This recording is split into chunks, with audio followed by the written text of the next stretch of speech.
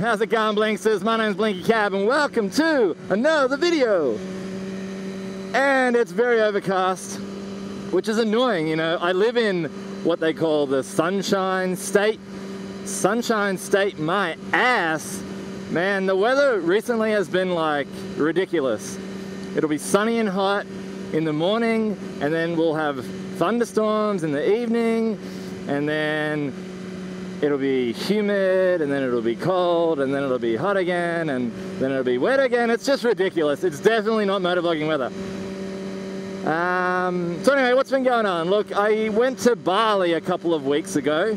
Bali is absolutely amazing. It's brilliant. I've been there, that was my 4th time going to Bali. And if that's not a testament to how much I love it, I mean, I don't know what is, because you can only talk about how awesome it is so many times. To really experience it, you have to go there yourself. Yeah, so I spent a week there, just a real quick holiday.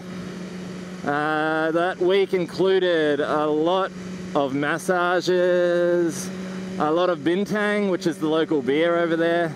It goes down all too easy. What else did we do? We did a bicycle tour.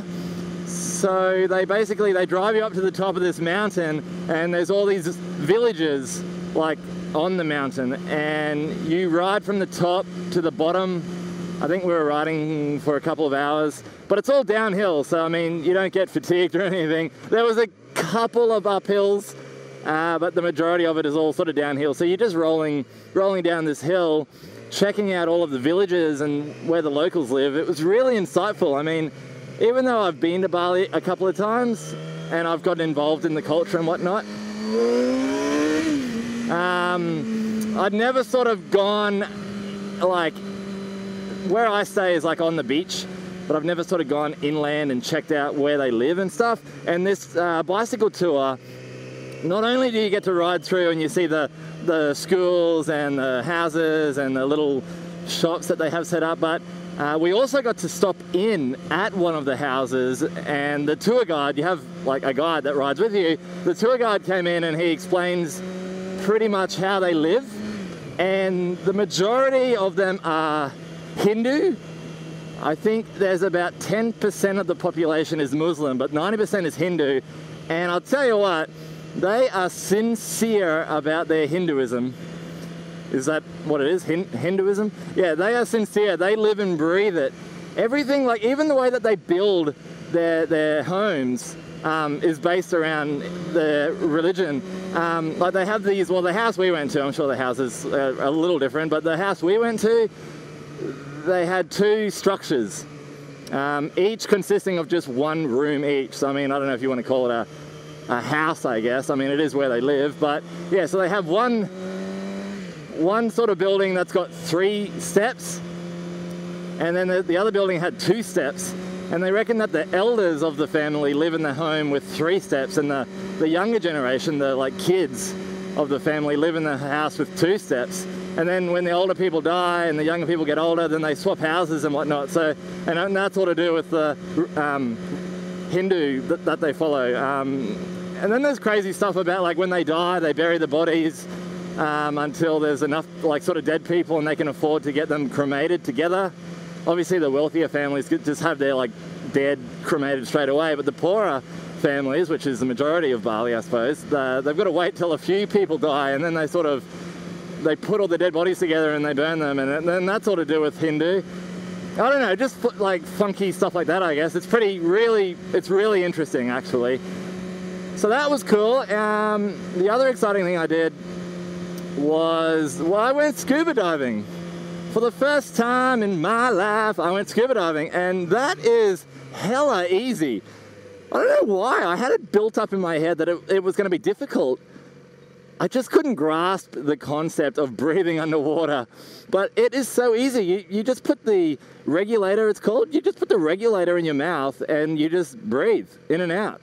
You can breathe as fast as you want, as slow as you want. You can cough, you can sneeze, you can burp. It's crazy. The regulator's amazing. And yeah, so we went scuba diving. That was unreal. I mean, there was so many fish. I saw Nemo in his little anemone. He was like hanging out, and we were meant to see manta rays. That was what the booking was for. Like, it was a manta ray scuba dive, but unfortunately there were no manta rays on the day that we went. Another group that came out in the same area reckons that they saw one manta ray, but we didn't see any manta rays, but it was still beautiful. Now, as amazing as scuba diving was, it was a great experience, followed, well, mixed with an absolutely terrible experience. So we had to catch about a 30-minute boat ride out to the dive site. And normally, I mean, I grew up with a boat. My dad had a boat, and we used to go out fishing and stuff all the time. Luckily, I'm not speeding because there is a speed camera right there. Yeah, so I grew up with a boat, I guess, so I'm no foreigner to being on a boat. But man, I got so seasick. Like, I can't even, like, think about the worst kind of seasickness you can imagine, and then times that by 5. That's how seasick I was. So the boat ride out there, I didn't feel too bad. Then we went on our dive, and it was really pretty, and then we got back on the boat to go to the second location, to the second dive site where the manta rays should have been. And when I got out on the boat after the first dive, we were sitting there and it was really choppy, so the boat was like swaying in the ocean, and I started to get really sick. And there was an Irish guy on the boat as well, and he was already seasick from the boat ride out there. So everyone got back on the boat, and me and the Irish guy were hanging off the end of the boat feeling really sick. I'm glad I can laugh about it now, because at the time it was terrible. So we boated around to the second dive site. They quickly kitted me up with my scuba gear to get me in the water. And when I got in the water, we did the whole sort of James Bond thing, like I fell off the back of the boat. It was pretty awesome. But anyway, I landed in the water and I just spewed, like I unloaded. They didn't see, I like faced the other way, and they were busy like kidding everyone else up, but I just spewed everywhere. It was gross. Anyway, I felt better after I spewed, and then we started to scuba dive there at the second site. So underwater, I felt perfectly fine again, you know, checking out all the pretty scenery and stuff. And then when we got back on the boat after the second dive site, it just instantly, like a switch, turned back on, and this time it was evil. I was spewing off the side of the boat, the whole boat ride back to land. I just had my head over the boat, I had my eyes shut, and I was just surviving. I think if someone had given me a gun and said, Blinky, here's a gun, I think I quite possibly could have shot myself just to end it. That's how bad it was.